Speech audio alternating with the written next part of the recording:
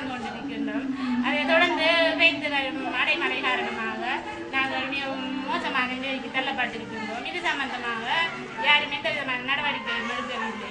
இதுவரை காலம் நாங்கள் தங்களது வீடுகள், சொத்துக்கள், பொருட்கள் யாவற்றையும் இழந்து மிக மோசமான நிலைக்கு தள்ளப்பட்டு தங்களால் இழந்த அளவு நாங்கள் கொஞ்சம் எங்களுடைய வளவு எல்லைக்குள் ஒரு சின்ன குடித்தனம் ஒன்று அமைத்துக் கொண்டு வாழ்ந்து வருகின்றோம். தற்போது எங்கள் தொழில் சாமான்கள் சகலதும் பாதிக்கப்பட்ட நிலைமையிலே நாங்கள் வாழ்ந்து கொண்டு வருகின்றோம். அப்படி இருக்கையில் இது சம்பந்தமாக நடவடிக்கை எடுப்பதற்கு யாரும் முன்வரவில்லை. போட்டுக்காட்டு வைப்பதற்கு மட்டும் மக்கள் இருக்காங்க. இது சம்பந்தமாக நாங்கள் எங்களோட நிலைமைகளை கண்டறிவதற்கு யாரும் முன்வராது. அதனால எங்களுக்கு எங்களோட வீடுகள் வீட்டு எல்லை வளவுக்குள் எங்களை மட்டுமல்ல எங்களை சேர்ந்த அந்நியத்துள்ள தொடர்ந்து எங்களுக்கு இதே நிலைமை ஏற்பட்டுக் கொண்டிருக்கின்றன. ஆனால் நாங்கள் ஒன்றும் செய்ய முடியாத நிலைமையில் வருடா வருடம் பாதிக்கப்பட்டு கொண்டு வருகின்றோம். இதை தங்களை கவனத்துக்கு எடுத்து எங்களுக்கு தங்களால் என்ற உதவிகளை செய்ய வேண்டும்.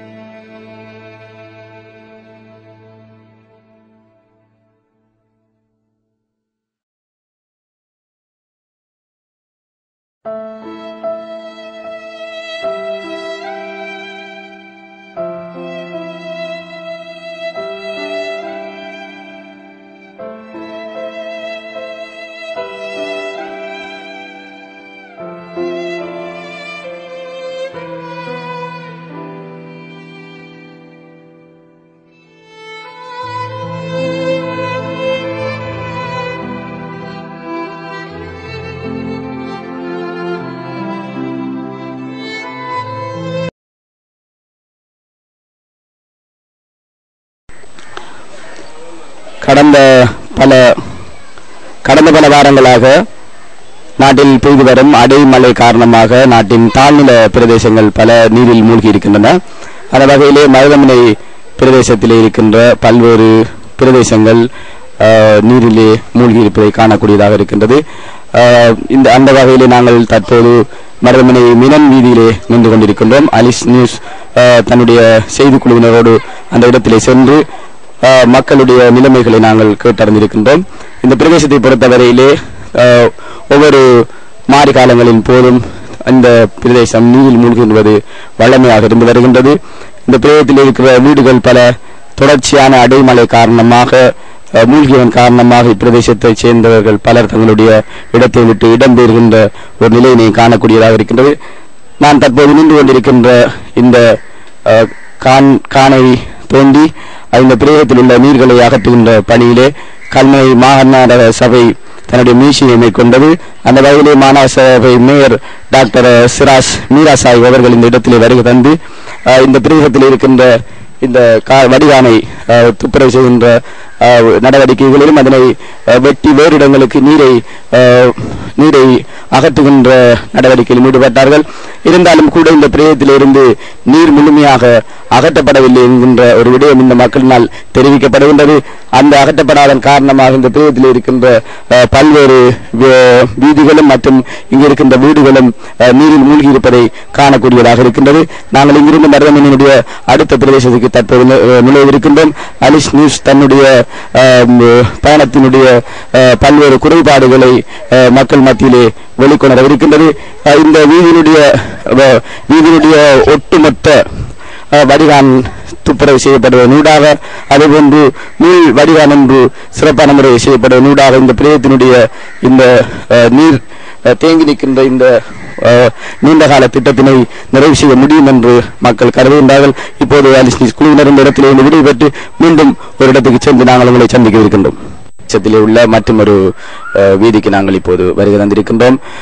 இந்த வீதியினை பொறுத்தவரையிலும் இங்கும் வடிகான்கள் சிறப்பான முறையிலே சீர் செய்யப்படாமையின் காரணமாகவும் புதிய வடிகான் ஒன்று அமைக்கப்பட வேண்டிய தேவையும் இந்த பிரதேசத்திலே இருக்கின்றது. இதன் காரணமாக இந்த பிரதேசம் அடிக்கடி நீரில் மூழ்கின்ற இடமாக காணப்படுகின்றது. இங்கே நீங்கள் ஏற்கனவே நாங்கள் உங்களுக்கு படம் மூலம் காட்டிய அந்த பிரதேசத்தை பொறுத்தவரையிலே இங்குள்ள வீடுகள் தொடர்ச்சியாக பெய்கின்ற மழையின் காரணமாக அந்த வீடுகளுக்குள் நீர் ஏறுகின்ற ஒரு நிலை காணப்படுகின்றது. அதன் காரணமாக இந்த பிரதேசத்தில் உள்ள மக்கள் தங்களுடைய இடத்தினை விட்டு வேறு இடங்களுக்கு இடம்பெற வேண்டிய ஒரு தேவை இருக்கின்றது.